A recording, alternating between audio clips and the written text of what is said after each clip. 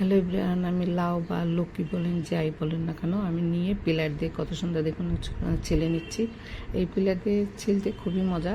আমি বড় বড় করে টুকরো করে নিচ্ছি, 3 টুকরো করে নিয়ে তারপরে আবার লম্বা লম্বা করে 4 টুকরো করে নেব। তারপরে এগুলোকে একটু ভালো করে জল দিয়ে ধুয়ে নিয়ে তারপরে আমি বটিদা দিয়ে কাটবো, কারণ চাকু দিয়ে অনেক টাইম লাগবে। বটিদা দিয়ে ছোটো ছোটো করে কেটে নিলাম, সবটা কাটা হয়ে গেছে। এবার পরিমাণ মতো কয়েকটা কাঁচা লঙ্কা চিড়ে নিলাম। যে যেমন খাবেন ঝাল সেইভাবে এই লঙ্কাটা দেবেন। আমি একটু ঝাল পছন্দ করি। যাই হোক, কাটা হয়ে গেছে। তেল বসিয়ে দিই, তেলটা গরম হয়ে গেছে। এবার দেখুন ডালের বড়িটাকে আমি ভেজে নিচ্ছি। ভাজা হয়ে গেছে, আরেকটু সর্ষের তেল দিয়ে এইদিকে শুকনো লঙ্কা, কালো জিরে, রাঁধুনি এই ফোড়নে যাবে। আর কাঁচা লঙ্কাটা দিয়ে কোনো রকম একটু নেড়ে লাউগুলোকে দিয়ে দেবো। আর সামান্য হলুদ আমি এখানে অ্যাড করব, বেশি না। হলুদ না দিলেও চলে এই তরকারিটাতে, তা একটু মনে হচ্ছে বেশি হয়ে গেছে।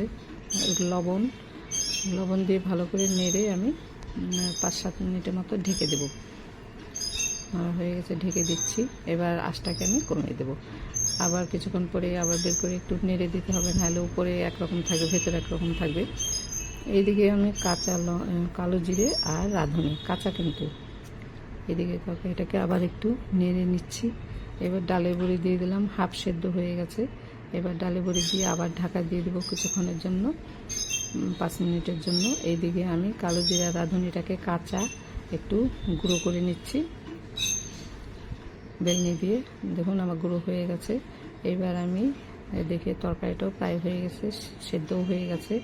এইদিকে ধনে পাতাটা শুকনো হয়ে গেছে একটু, আমি দিয়ে দিলাম, ওটাই কেটে সেন্ট আসবে। আর এইদিকে কালো জিরে আর রাঁধুনির গুঁড়োটাকে মিশিয়ে দিলাম। আর এই তরকারিটার মেন মশলা হলো রাঁধুনি আর কালো জিরে। এটার সেন্ট এতটাই খিদে বাড়িয়ে দেবে, এতটাই মজা, এতটাই ভালো লাগে। এটা গরম গরম ভাতে, ঝরঝরে ভাত হবে আর গরম তরকারি, দারুণ টেস্ট। মাছ মাংস যারা খেতে জানে তারা মাছ মাংস কেউ বাদ দেবে, এটাই খাবে, এতটাই ভালো হয়। ভালো লাগলে একটু সাবস্ক্রাইব করতে ভুলবেন না, লাইক শেয়ার করবেন। দেখুন কত সুন্দর হয়ে গেছে, রেডি।